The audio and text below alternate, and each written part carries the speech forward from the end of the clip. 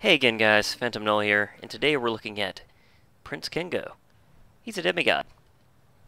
He is a water blast time manipulation corruptor. So yeah, let's see what kind of trouble we can get him into with our police scanner. We'll fight some council.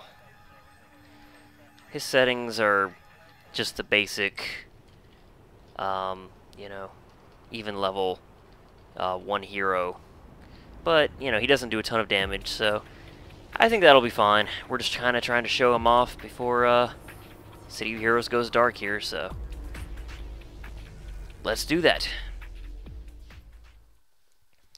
I like this character, but it's also a character I was working on and leveling, like, when the announcement about the shutdown came through, so he doesn't have any incarnate powers or anything.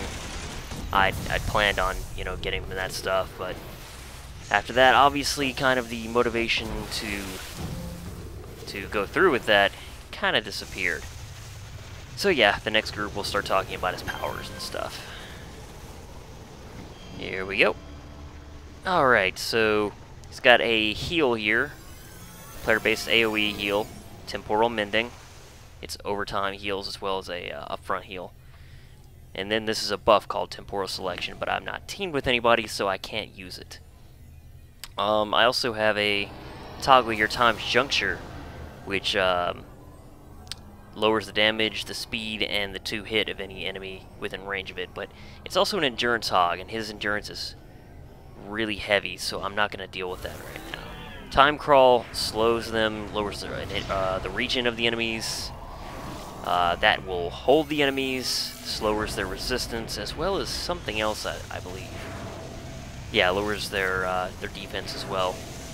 Here we have a cone, water attack, single target, and a AoE right there. That's our cone again, steam spray, our little ball attack. Looks like water bending from Avatar. And then when you have the yellow ring around this power right here, you can use this power, Water Jet, twice in a row, which is pretty cool. Okay, let's activate this Farsight, which raises my 2-hit and my defense, as well as teammates around me. And this Chrono Shift increases my my recovery, gives me some healing over time, and most importantly, increases my recharge, which is awesome. And that is kind of a theme of this character, who also has Perma Hasten. This is the third character I'm looking at, and the third one that has Perma Hasten. I think you can probably tell that I like that a little bit. And I should note that the defenses on this guy are absolutely through the roof in terms of just typed defense. Smashing and lethal defense, 55%. Fire defense, 35%. Energy, 56%. Negative, 43%. Psionic, 39%. Those are fantastic numbers. Obviously not all soft cap, but, they're very, very respectable. And even with just a single purple, he's soft cap to everything. So that is pretty awesome. I think, I don't think toxic, but, yeah. All the main normal types of damage that you see pretty often. Alright. I'm going to show off Geyser here in a second, which is the sort of nuke power of the set. And it looks really flashy, so if you haven't seen that before, you'll probably enjoy that. Let's rebuff. Choose our secondary mutation. Gives us even more recharge. Use Chrono Shift to get even more recharge. And now let's use Geyser. Buff up. That increases our damage and hit. BAM! I love that power so much. And the awesome thing is that it's a fairly quickly recharging nuke power. And his recharge, of course, is fantastic. So we're going to see that recharge pretty quickly here. And actually, normally I would use it much more often than I had leading into this video, but I wanted to talk about some of the lower tier powers before I hopped into that. I think the next group will be able to use Geyser again.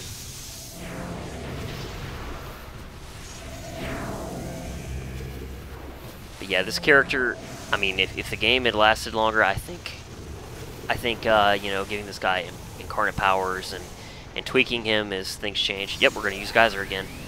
But I feel like he probably would have become one of my favorites in the long run. And, you know, even with what I've done with him now, he was fastly becoming one of my favorite guys to play. The only thing that I don't like so much about him is Water Blast doesn't do a ton of damage. So I find myself getting into some tight spots more than I would like. But, you know, overall I do like Water Blast as a set. And I really like Time Manipulation. Time Manipulation is awesome. It's the last power set that came out before the announcement of the shutdown, I believe, was, gosh, what was it called? Like Nature Affinity, I think. And sadly, I never bought it, and, you know, I'm never going to get to play that. But I've heard pretty good things about it. Kind of sad that I'll never get to play it.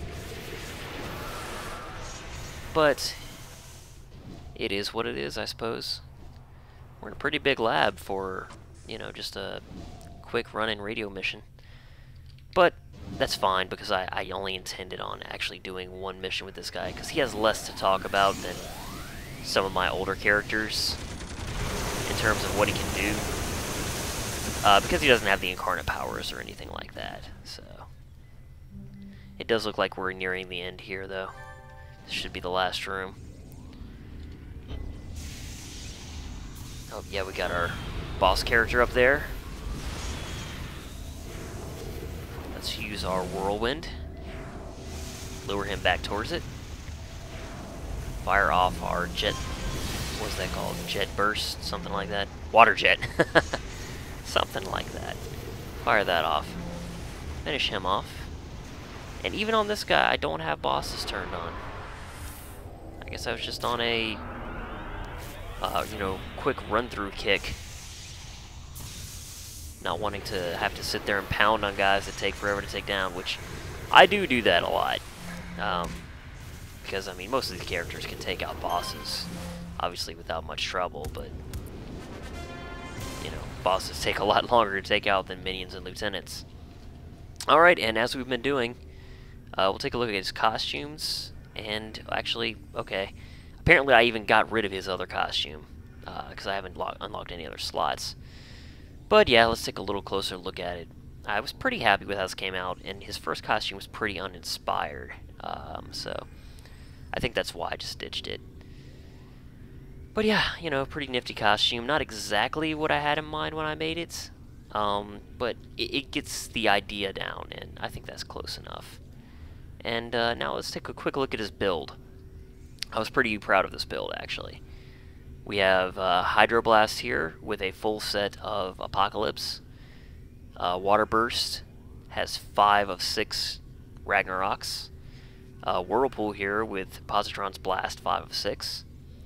Tidal Forces with Gaussians, or something like that. Synchronized Fire Control, a whole set. Thunderstrike in Water Jet. Positron's Blast in Steam Spray. Malice of the Corruptor, which is a archetype-specific enhancement set in Geyser, which I don't remember if I ever upgraded these or not. I know I intended to, but it is what it is. I don't think I ever got around to that. In fact, yeah, I'm sure I never got around to that, but you can increase the power of these through stuff you get in Incarnate Trials and Incarnate Content, but unfortunately, that's the kind of thing that was just announced and just came out before the announcement of the shutdown, so never really got to play with that too much. In Time Crawl, we have a single tempered readiness. Excuse me. Temporal Mending, we have Doctored Wounds. Time Juncture has Dark Watcher's Despair. Temporal Selection has Doctored Wounds. Time Stop, which is the hold, which I only used once. We have Basilisk Gaze, 4 out of 6. Farsight, we have a few Luck of the Gamblers, including a 7.5 increase to all powers recharge. Slowed Response, just a single Analyze Weakness accuracy recharge. Chrono Shift, we have Doctored Wounds. Just Brawl just has an accuracy. Sprint, we again have a Stealth IO. A Fly and a Jump in Swift and Hurdle, respectively. Miracle has a Recovery, or Health has a Miracle plus Recovery and a Numa Convalescence regen recovery. Stamina has the same slotting as I mentioned before from Performance Shifter, because every character I have has that slotting. Hover has more Luck of the Gamblers, which generally, if I'm going to slot 3 defense, I use the slotting of Luck of the Gambler. Fly has a single flight. Afterburner has a knockback reduction, which Afterburner is a move that increases your flight speed beyond what you normally can get with just Fly.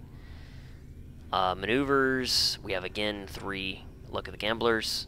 Hasten has 2 recharge. Scorpion Shield has 3 Luck of the Gamblers. Boxing an accuracy. Tough has a resistance defense and a gladiator armor plus defense, so together again we have that combo which gives us 6 defense to all, which is pretty awesome. And Weave has again another Luck of the Gambler set of 3 defense, defense endurance, and defense 7.5 increased global recharge.